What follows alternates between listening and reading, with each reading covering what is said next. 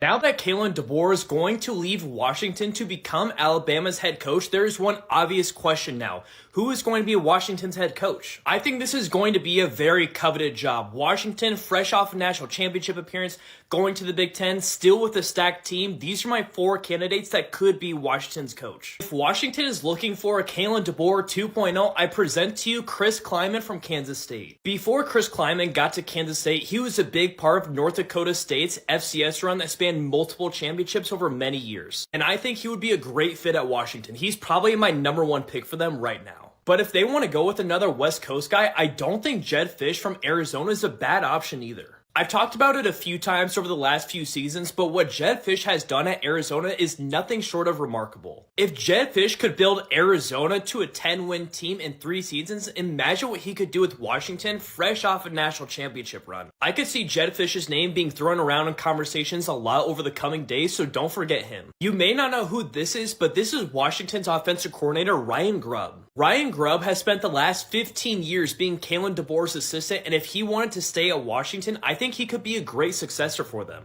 I don't know if he would have any interest staying at Washington or following Kalen DeBoer to Alabama or just doing his own thing. But if you want someone like Kalen DeBoer, why don't you just pick his successor? And finally, I waited to do this to the end, but we have Lance Leipold from Kansas. The reason I feel like Lance Leipold is a candidate is because a lot of people are going to be talking about him, and I just don't think he is going to be the right coach for Washington. What he's done in Kansas is great, but I wouldn't have him above any of the 3 candidates that I just listed personally. Becoming the head coach for a team that just went to the national championship is a huge privilege. I'm curious who you guys think should be the next head coach at Washington.